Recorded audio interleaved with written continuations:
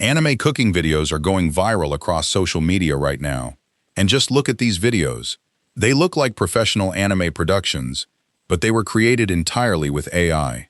In this tutorial, I'll show you exactly how to create videos like this. First, open the master prompt that I've added in the video description.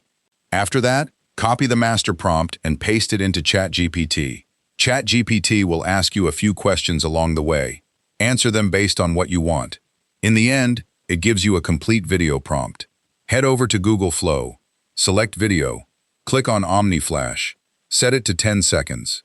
Copy your first video prompt, paste it into the prompt box. Hit Generate. In seconds, your video is ready for made. When your first video is done, open it. Click on Save Frame, find the exact frame you want. Click the three dots on it, click Add to Prompt. Paste your second prompt, hit Generate. Do this for every video in your script. Same process, every time. Let's take a look at the result.